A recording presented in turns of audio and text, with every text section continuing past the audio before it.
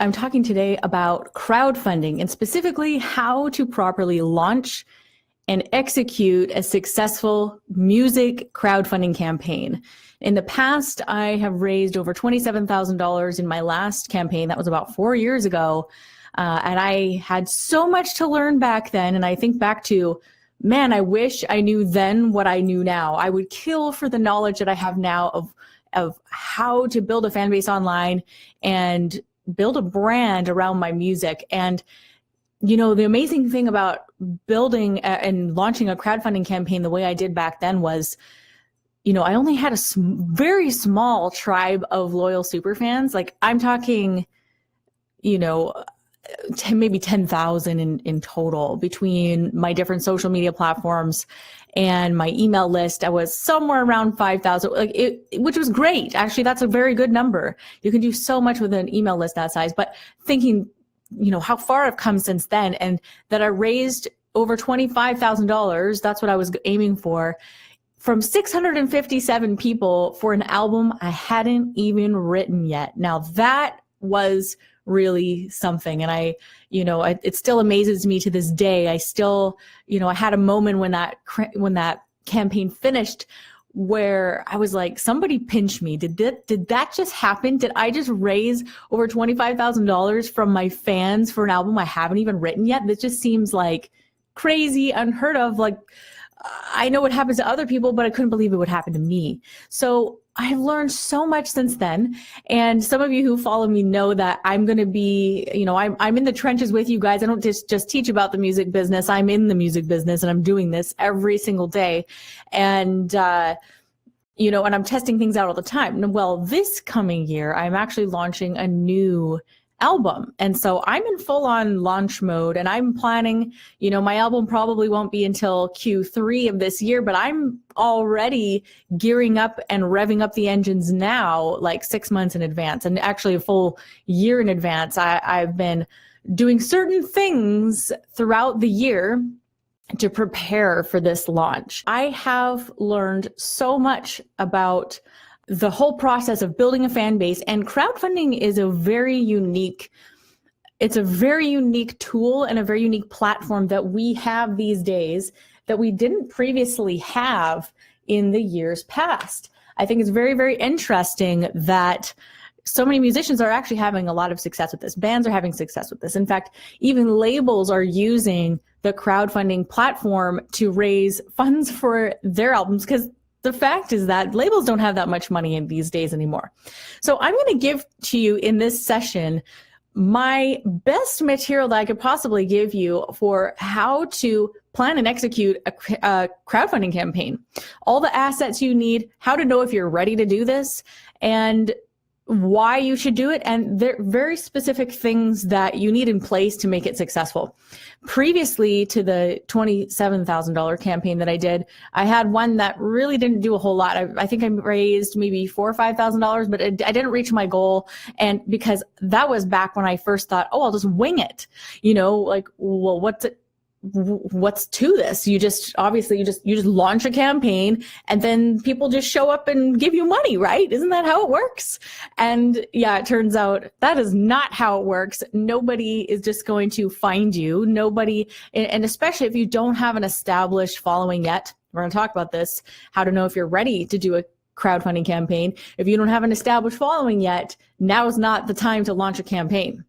There's a strategic way in which we will do this. So let's start at the beginning. Should you do crowdfunding?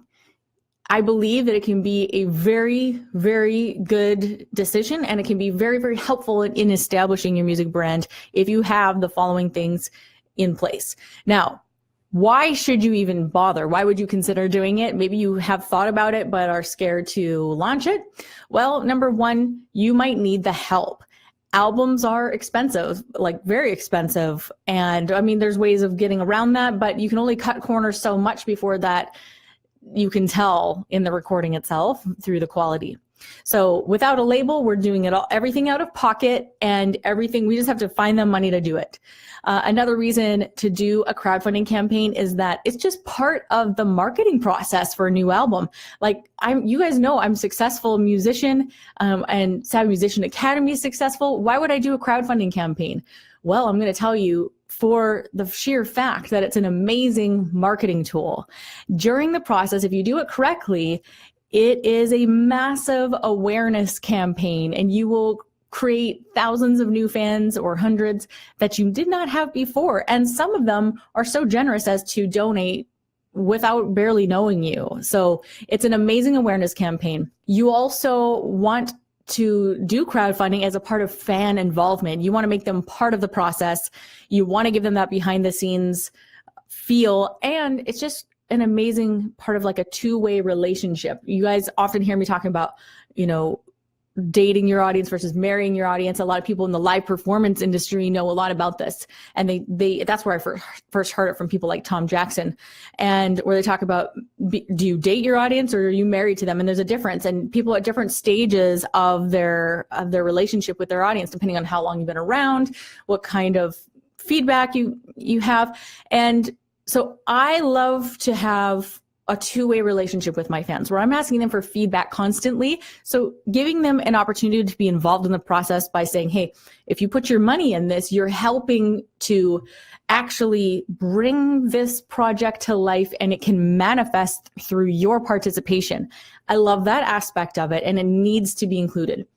Also, a crowdfunding campaign is very helpful in just part of the pre-sales process.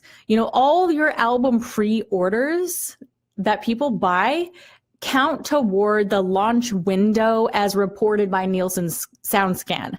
So that is, if you have an ISRC code for your music, so you have a barcode that you've registered for your album or your song or your single, whatever you're doing. Anytime someone pre-orders like a bundle or an album from your crowdfunding campaign, all of that counts towards the launch window for when you actually, launch day comes. It all accumulated for that one date. So that's very, very cool. And it really only matters if you care about landing on charts. I personally don't really care about landing on charts. Charts are not an indication of how successful someone is. Charts do not really do it for me. It's a popularity contest, essentially. And I think we all know that sometimes charts and positioning can be manipulated in one way or another, like it is. I talk about in my book that will be released later this year about how even the book launch territory is very similar, where people can falsely chart on, like Amazon bestsellers by doing things like buying in bulk and getting other people to buy in bulk, and they'll just get these big boxes of books. And so it appears that they've done this extraordinary amount of volume of sales, when in reality it was only a few people buying it. Now, I don't know if that's exactly how it works in the music industry, but let's just agree that sometimes numbers are deceiving, sometimes chart positions are deceiving, and people know how to crack those codes. They know how to manipulate the system. So unless you care about that, I wouldn't put a ton of emphasis on trying to chart. In any case, it's part of your pre-sales window of time, and it's just good to know that and say, hey, it can help you. If you end up on like the independent charts or something, that can be helpful for discovery purposes. So we don't want to write it off altogether. The other reason you might want to do crowdfunding is that it pre-funds the merchandise and the items you have to actually go and print.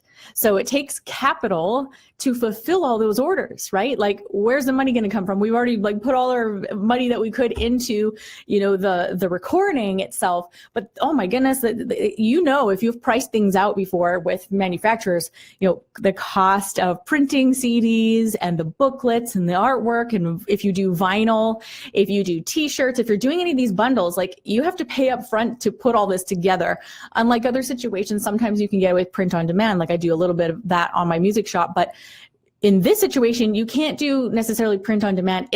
Everything has to be printed out individually for how many orders came in. So how are you going to come up with the money for that? That can be really tough when you don't have the funds there. So a crowdfunding campaign, you must be sure that when you're taking into consideration the amount you're trying to raise, that those costs are also considered, as well as the shipping of those products. So that's another layer, right? So it's not just, oh, let me come up with a cool bundle or a cool perk for people, but making sure that you have accounted for the cost of everything. So this involves a lot of research ahead of time, right? So you gotta, how many CDs do we think we can sell? If we reach our campaign goal, how many people will have approximately bought our albums? And then how much do t-shirts cost? How much does printing cost? All these different things. And then how much does it cost approximately to ship it all? All of that has to be considered in. And sometimes this is where musicians go, oh, my brain hurts. I don't want to do this. But, and that's where it can help to have a friend helping you with some of the operations side of things, which is good. But some of you are just going to have to buckle down and learn this stuff and sort it out. Now, let's talk about how to know if you're ready to launch a campaign. So you get, you understand some of the bonuses and benefits of doing a campaign. How do you know if you're actually ready for this sort of thing? All right, here's the deal. Number one is you need an audience. You have to first decide if you're ready for this. You've got to be decisive. You cannot dabble with this sort of thing. You can't sort of decide that you maybe want to do a crowdfunding campaign and then launch it and go, I don't know if I'm in it. You can't dabble. You got to go in all this. You got to jump in with 2 feet. And you have to decide that this is basically going to be a part-time, sometimes even full-time job for the duration of the campaign. So you got to kind of clear your schedule. You also know that you're ready to launch a campaign if you have fans who are openly asking if and when you're doing a campaign. Because let's say they get wind that you are creating a new album. If nobody ever asks you, are you going to do a campaign soon? That, is a little bit of an indicator, but it's a good sign, let's say, if your fans are asking you that. So mine have been asking me, when's the campaign? When's the campaign? I didn't even announce I was going to do one yet, and yet they're already emailing in asking if they can participate. That's a really good sign. Also, do not do a campaign if you're starting from ground zero. Now, a lot of you know that my story about becoming a successful recording artist started out with having no fans. I did not have a fan base. I only had one album. I had no knowledge of the music industry or business at all. And so this is not the same scenario. We're talking about launching something where people have to put their money and their faith into something and believe that something is going to manifest that they want to pay for and participate in. And so and this is a good time to mention that you should view your campaign less as like a charity and a lot more like a transaction, okay? Because they're not donating for nothing. They're getting something for their money. So essentially, you need to view the campaign as like a pre-order campaign. That's what it is. It's not a charity. Okay, so it's a very different approach to it. And so if you can switch that mindset, I'm a poor musician. Will you please donate to me? I can't do this without you. Get out of that. That's not even attractive. That's a turnoff for fans. Nobody wants to, nobody wants to donate to something where people are begging for that. Instead, it's we're doing this. We would love your participation. Here's what you're going to get. And you make it all about the fan and not about you. And I think that's a huge mistake musicians make, is making it all about them and not about the fans. What's in it for them? Here's a marketing principle that I learned early on, which propelled all my success as a musician and as a coach. And that is, nobody cares about you. They only care about themselves. I'll say that again. Nobody cares about you. They only care about themselves and what your thing that you're offering can benefit them, how it can benefit them. And so when I go to launch my campaign this year, I'm not going to be talking about me, and I need your money, because I don't. What it's going to be about is, here's what you get. Here's a behind the scenes look so they feel like they're participating. It's going to be all about them.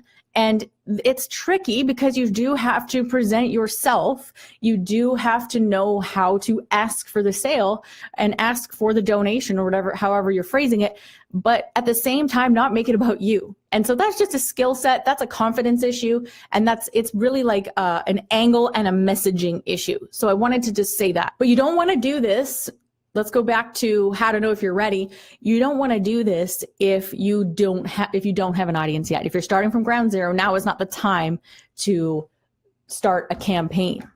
So you've got to be decisive.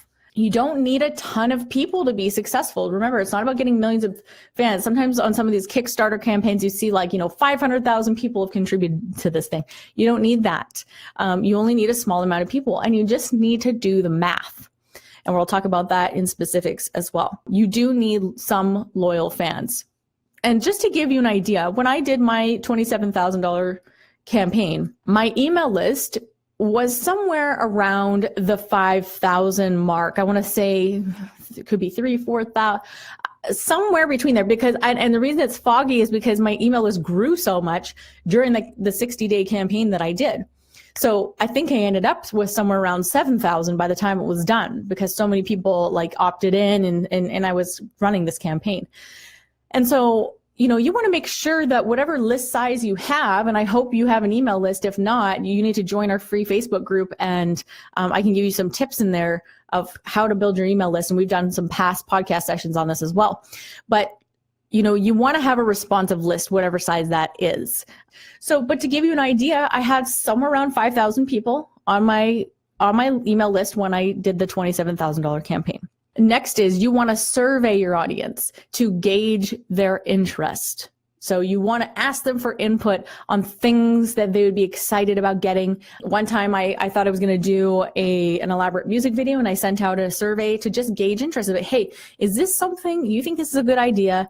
Is this something you'd want to participate in? If so, how much would you like to be a co-producer, right? And they would give me a dollar amount of what they would be willing to participate in. And it was something like $37,000 when I added it all up for a music video. I was like, whoa. And I decided to end up not doing it at that time, but that survey data was absolutely crucial and pivotal in my decision-making from there on out. And so I asked for their feedback, their ideas, location. If I have learned anything in the last 6 months to a year with my fan base, it is this. And I want you to just burn this into your mind when it comes to having success, is why guess when you can ask? Why guess when you can ask? Your fans know the answer to what you're wondering, and all you have to do is ask them. So you should be surveying them regularly. So I suggested you use certain things like Google Forms. You can use Facebook Polls app. You can use SurveyMonkey. There's a variety of different platforms. That does not matter. But you want to put that out on social media. You want to put it on your email list. You want to put that everywhere and be very specific with your questions. And then you can also get specific and ask them, hey, if you were to participate, how much do you want to participate? With a dollar sign. How much would you participate? I need to gauge interest to make sure that this is something that I should go forward with. And I think they understand that. They're like, yeah, you know what? Hey, that's smart, right? And so that is something you need to do, is survey your audience. Number 2, how to know if you are ready for a crowdfunding campaign. You need a specific project, okay? You got to decide, what is it you're doing? Is it an EP? Is it an album? Is it a music video? What is it? Is there some kind of cool concept thing that you have that nobody has heard of before? What's the project? What stage are you at right now? And how long is it going to take to finish it? You need to know all those details before you launch anything. Now, if you are using something like Patreon or Bandcamp, where you want to have ongoing membership type things, that's a different kind of crowdfunding in a way. And that's kind of a different concept. And the concept I'm talking about here is more of like a start and an end date, right? So say for a new album, there's some amazing platforms out there that you can definitely use if you want to have more of an evergreen type of crowdfunding. So like I said, Patreon, Bandcamp, I think there's Gumroad, there's a few other names out there, a few other platforms where people can just pay you regularly to produce content, which is amazing. But that's like a different category. So I personally, I don't like the pressure of having to create something every single month. So I don't like that style of fan club or campaign. I am very much fly by the seat of my pants. 1 month I'll be really inspired and I'll write 5 songs, and then I might not write anything for 3 or 4 months, right? So that's me, and so I need to be able to go with the flow. So that's just why I personally don't choose that style. Number 3, to know how to know if you're ready for a crowdfunding campaign is you need a budget. Okay, so you got to know your math. Now, depending on where you are in your project, you've got to factor in all these things like we talked about, your project costs. Where are you at now? Have you even begun? Have you already put a bunch of money into it? How much is it going to take to finish it? A start to finish, you've got to have all the costs there. And then you need to include the cost to print your merchandise and your shipping. And then I think it's a good idea to at least vaguely or somewhat share that budget with your fans so they understand where it's going. Because I think people forget how expensive it is to make really good music and to make good art.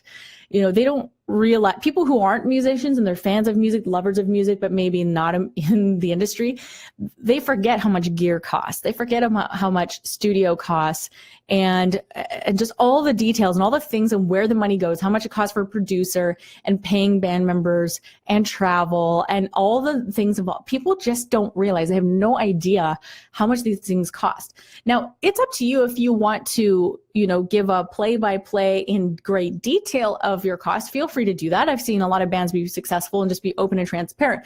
I don't feel like it's totally necessary. And in fact, I think for my last album, I don't think that I even told them where the money was going. It was just a specific number I needed to raise to cover all my costs, which I had pre-calculated. And for me, I was also dealing with a lot of exchange rates because a lot of my players and the people I was outsourcing the work to were all over the world. So I was dealing with, you know, exchanging Canadian dollars to euros. And so don't forget stuff like that, and fees as well. There's all kinds of different fees that you don't even think about. And then at the very end, you don't have enough because you didn't take the fees into consideration. So, you know, that's something that you need to factor in. So it's up to you if you want to be detailed with your budget publicly or if you want to be more general. I have a tendency to think, you know what, if they kind of have an understanding of somewhat of the breakdown, they can understand that it's not a cheap thing to do this. And if they love the music and they want to feel like they're a part of it, that they kind of just understand that things cost money. So that's up to you. Number 4, to know if you're ready to launch a campaign is you need a plan. You've got to be decisive. When is your launch date? When will this begin?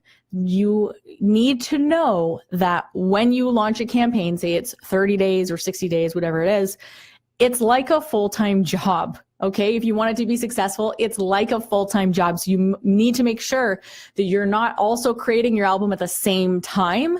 I would recommend either have most of it done before the campaign or you do it afterwards. So I was actually writing the album when I did my last campaign, which, you know, I think I was a little burnt out by the end of the campaign. Then I had to, you know, which it was stressful because it was just me doing it too. I didn't have help back then. And so what I learned from that is try to get as much done before the campaign launches. Also, then when you launch the campaign, you have a lot more to work with. Like you have some tracks that are already mastered or mixed at least that you can kind of preview and give little sneak peeks and get people more excited about. So I like doing it this way. That's how I'm doing it this time. What is the campaign length? You got to pick the time. Last time I did 60 days, but that was very, very long, very draining. 30 days is probably better, depending on how confident you feel in like what it's going to take to build that momentum and get the job done. So you just have to realize if you pick 45 days or 60 days, it's going to be a long haul. So be prepared to be exhausted by the end of it. It's a little stressful by the end of it. It does give you more time, more wiggle room, but people will also lose interest and it'll get old. So just keep that in mind. And then you need to decide on your funding amount. So don't set a funding goal until you have a budget. Obviously, they go hand in hand. You don't want to just set a funding goal without thinking all of that through, between the fees, between what it's going to cost to put all the perks together, between all the different things that you have to consider. All of that needs to be factored into the funding amount. And then you want to shoot for something reasonable. If you were to ask me, Leah, well, how much should I go for? I would ask you to consider these factors, okay? I'm about to share with you. And by the way, if you want all the notes from this talk that I'm giving you from all of these tips, you can download them at savvymusicianacademy.com/crowdfunding. Okay, savvymusicianacademy.com/crowdfunding. You can download the whole guide for everything I'm telling you here, because there's a ton. I know I'm going through so much information right now. Now, if you were to ask me, Leah, how much should I make my budget? How do I calculate that? I would ask you a few things. Number one, do you have all your costs and orders? How much does it cost you to finish your project and print all the CDs and t-shirts and posters and shipping and all of that? And then go for something reasonable. How do you know if it's reasonable? I'd ask you these things. How many emails do you have on your list? Indiegogo actually posted some stats, and I'm going to read them. And they said contributions made in response to direct email are 34% higher than contributions made in response to other forms of outreach. Hey, that would include social media. The average contribution amount in response to a direct email is $90, whereas the average contribution in response to other forms of outreach is $67. So you're going to get a lower contribution amount on average from any other communication outside of email. And I think there's a reason for that. I think email is a lot more personal. People on an email list, they know you already. There's a relationship there. So it makes perfect sense. So that is important. And I've always said that huge numbers don't matter, but the bottom line is that if you do have a bigger list, you can do a bigger launch. That's just the way it is. You know, the bigger list you have, the bigger launch you can do. So you definitely want to be building your email list at all times. And the next thing I would ask you is, how many followers do you have on social media? How many subscribers do you have on YouTube and Snapchat and Instagram and Facebook and these different places? And then I would ask you, how many personal contacts do you have that would support you, either by contributing or by sharing it or offering to help you in some way? And then when you have your total numbers and you've taken it all into consideration, you're going to have a good idea of where you're at. And at that point, I would contrast your total number of followers with the cost of your project. And then I'd ask you, is this realistic? If only 1 out of 10 people donated somewhere around the average amount of $55, what will you end up with? Okay, I'll repeat that. If you take the total number of followers that you have that are active, and I might even just subtract that, or I might even, for me, because I have a larger following, I might even cut that in half and say maybe half the people aren't even paying attention right now. I don't know. But if only 1 out of 10 people donated an average amount of $55 or less, what will you end up with? Would that be enough to cover your expenses? Would you meet your goal with that? These are just some yardsticks to measure by. And I also want to add that don't expect your fans to pick up the entire bill. So I wouldn't recommend launching your campaign thinking they're going to pay for everything. You know, you don't want to have an entitlement attitude. You want to keep it's relational and it's transactional. So I say, hey, I'm doing this music for me and for my fans, but when I launch this campaign, I'm not asking for a handout. I am giving you an opportunity to get access to a very special bundle that you will never get anywhere else. I'm not going to sell the same bundle on my website after. So you've got to make it in, like, why should they contribute if they're already an existing fan? And I would say, because there's going to be an exclusive t-shirt design, something special about what they can get there, which I will not offer thereafter. So it's about what they're going to get out of it. And it's not an entitlement attitude like, I'm an artist and I'm poor, therefore you should donate to me. Never launch a campaign with that attitude. Next, you need to decide on the platform. What is popular in your genre? I think that's something to consider that a lot of people don't consider. Which platform is working for bands in your genre? I personally like Indiegogo, but here's one tip and the deciding factor, because I had to decide earlier this year, which platform am I going to go with? I originally wanted to go with Pledge Music, which is strictly for artists, but I found out something, and this is for those of you who are listening or watching, and you are a little more advanced and you're a little more into the techie stuff. You'll know what I'm talking about, but the most platforms do not allow for Facebook pixel integration, except for a few. And as of right now, at the time of this recording, Pledge Music does not allow Facebook pixel integration. And so for me, that was instantly a no. Like, I'm not going to use that platform. Like, that was the nail in the coffin for me. I'm not using that, because for me, I need to have that pixel information, because it'll tell me so much about what's happening. If people, and basically it comes down to, I can show ads to people who, my audience, my warm audience, but also a cold audience. And if I can't run ads to them, that's a deal breaker for me. So, because now I know exactly what to do and how to target people and how to retarget them. So what the great thing about having a Facebook pixel on a site is that it tracks, certain information. Like, if someone went to the page but then didn't donate, maybe they were interested, but they got busy, they didn't have time, they had to go, the dog was barking, someone came to the door, they kept scrolling, whatever happened, they just didn't follow through with what they were interested in doing. Well, I can show an ad to that person and say, hey, you come back, and the likelihood of them donating goes way, way, way up. Now, this goes, by the way, the same thing for selling my music online. That's why I'm doing tens of thousands of dollars a month just selling music and merchandise, is through techniques like that. So I, for sure, am going to pick a platform that has Facebook pixel integration. Again, this is a lot more on the advanced side of things. Some of you listening are there already. You know what I'm talking about. If you're not there, just know that in the future, you're going to want to go there, and maybe don't worry about it yet. I still did my last campaign. I didn't even know what a Facebook pixel was back then. So, you can still have success without doing that. However, as you get more advanced, you're going to want more control over certain things like that. So just keep it in mind.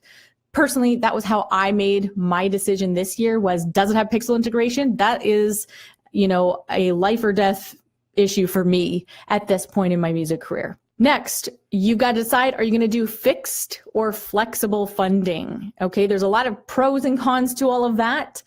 And depending on the platform, it's different, right?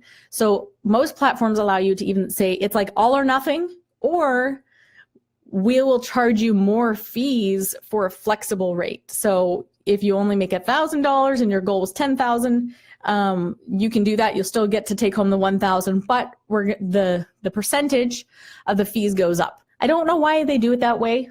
I have no idea why, but that's just something you got to take in mind and take into consideration. There are other pros and cons, like urgency, for example. If your fans really want your music to get made, I feel like choosing fixed funding is the best option, because nothing motivates people more than giving them a reason to do something. Like, there is a study done, and I forget who originally came up with this. I've heard this story a number of times, that they studied people who were like standing in line, I think at a copy machine, at a copy machine in an office, and someone would cut in line, or asked if they could cut in line. And the one time they said, can I cut in line? Just no reason at all. And the answer was almost always no. But if they gave a reason, it didn't matter what the reason was, like because I'm late, or because I have to pick my daughter up from school, or whatever it was. If they just gave a reason why they wanted to cut in line, the answer was almost always yes. So it doesn't matter so much the reason why, is just give people a reason to do something. And I feel like giving urgency, like, hey, either this campaign happens or it doesn't happen at all, and it'll take that much longer to bring this album out or whatever, that I feel like gives people a reason to do it. Like, it doesn't matter if it's ridiculous or not. It's just like, and I'm sure it's the truth as well. Like, for me, yes, my album will still come out, but it'll take longer, because that means I'm having to fund everything out of pocket, which could take a lot longer, right? So they just have to understand that. And I feel like that is a good enough reason as to why they would then contribute. So it gives some urgency and some scarcity, and the ability to offer perks that go away or are limited in quantity. That's scarcity, which is a mental trigger in the sales process. For those of you who study sales psychology, or even if you don't, this is something very useful you need to understand, is that when there's a limited amount of something, and it has to be a true limited amount, a reason to do it now and not procrastinate. Those two things are very powerful, and that's why crowdfunding campaigns work. because you have a mixture of them both together. So very, very important. You're going to need to decide on the main perks that you're going to offer. What do your fans want? What special items can you offer that they won't get anywhere else, that they won't get on your website later? I think that's a very key thing. Here's a couple of tips I have for you on that. Is you're going to want to offer some digital items that help to make things easier, which are low cost. If everything is physical, that can be very work intensive for you. You might want to offer some digital options. And you also want to offer some exclusive items during the campaign, and then maybe regular items during the pre-sale after the campaign. So say you have your album or your campaign launch, say it's 30 days, and then you have a period of time, say another 30 to 60 days between the campaign when it ends and when the album is actually launched. Well, in the time frame after the campaign ends, you can actually still do a pre-sale, but now maybe those items aren't exclusive anymore. So maybe the campaign, one of the perks was maybe an exclusive t-shirt design that they could only get during that campaign. And that during the pre-sale time on your main website, maybe it's just like going to be the regular design. And so the exclusive one was limited in quantity, right? So the only way they can get it is if they were a contributor. So say they're walking around at a concert 6 months later when you go on tour and people see you with that exclusive campaign shirt, they're like, oh man, you were a contributor in that. That's cool. So find ways to make things exclusive to give people a reason to buy now. Yes, you're going to want to decide on roles in your campaign. Okay. So if you're in a band or if you have help, you need to decide who is doing what, who is going to help with the fulfillment of this, who is doing warehouse fulfillment. If you have, if you're shipping everything to your house and you have to box everything, package everything, sort, ship, sign, all those things yourself and take it down to the post office, who's going to help you with that? Who is going to help you with the digital fulfillment? If you have to email everybody their codes or their discount or their downloads or whatever, who's going to do that? Who is going to be running the marketing end of it? If you're having someone do Facebook ads, I don't recommend boosting posts. That's an extremely inefficient way of getting people to see your stuff. I do not recommend that. If you want tips on Facebook ads, you need to join our Tribe membership, which is the Tribe Pro, where I teach you all about Facebook ads. But really, boosting posts is not ideal. So don't think that if you get someone to just handle the marketing and all they're doing is posting on Facebook and then occasionally boosting a post, that's not very good marketing. You won't get very good results with that. So what you want to do is target people who are actually going to convert, right? So people who are actually likely to buy something. And so that's a whole different ball game than boosting a post. So who is going to do that? Who is going to do that? Decide on the roles. And I don't recommend that you do it all yourself. I've been there. I've done it all myself. I do not recommend it. You will burn out. So get some help. Get some help. And then number 5, you need campaign assets.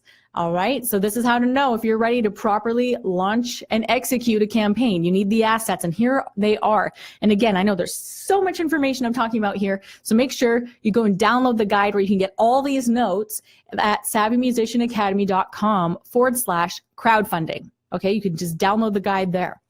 Now, you need campaign assets. Assets are things that basically it's the value of what you're offering in order to get a certain result. So for example, you need a campaign pre-launch video. Nobody ever thinks about doing a pre-launch video. Okay, so you have your main launch video. It's like, hey, everybody, I'm doing this campaign. Here you can contribute. Here's the perks. Here's why you should do it, blah, blah, blah. And you should have that, a 5 to 10 minute video for that. Well, what about a pre-launch campaign, letting people know what you're going to do and the exciting things coming and, build a little buzz like a week or 2 before you launch it? I think that would be an amazing idea. I'm going to do that. So with a pre-launch video, you're going to want to let them know, hey, this is coming up soon. Sign up here to get notified when we're live, and build some excitement and momentum before you even launch the thing. And then you're going to want to have your main launch video. And here's a general rule of thumb. The more you're trying to raise usually you have a little bit of a longer video. So if you're only raising $5,000, a 5-minute video is probably fine. For me, I'm going to be going higher this time. I'm not sure exactly, maybe around the $50,000 mark. I'm not sure. And when I do, so my video might be closer to 10 minutes. And then you're going to need some other assets, campaign assets. Okay, you're going to need images and graphics. So you're going to need images of the perks you're going to offer. You're going to need images of the band or the artist. You're going to need images of probably the cover art. So all of these things need to be done ahead of time if possible. Now, I've done it without having those things, but I think it could have been even more successful had I had these assets. And then you're going to want social images for just sharing. So you're going to need a graphic artist to help you with these things. Don't put clip art together in Microsoft Word or something. Oh my gosh, don't touch that stuff. Go to Fiverr, hire a graphic artist you know, contact us if you really need to. We could probably find you somebody, but you need a graphic artist to do these up for you so they look professional. You're not going to get away with a crappy looking campaign and crappy looking images that you did yourself. So, and I say that with love, but it's the truth. So those are the 5 big, huge things that you need to properly launch and execute a successful crowdfunding campaign. That is a lot of information. And I'll just, as a quick recap, you need an audience, you need a specific project, you need a budget, you need a plan, and you need campaign assets. You got to have all those things in place for a successful crowdfunding campaign. And again, you can download all of these notes and a lot more detail, and actually as like a workbook at savvymusicianacademy.com/crowdfunding. So I hope this was helpful for you. I hope that this was like informative and that you learned something. I would love to hear back from you. Also, join our free Facebook group. It's the Savvy Musician Mastermind, where you can ask me some more questions there. And definitely download the guide. I would love to hear from you what you thought of this. So thank you for tuning in. We'll talk to you next time.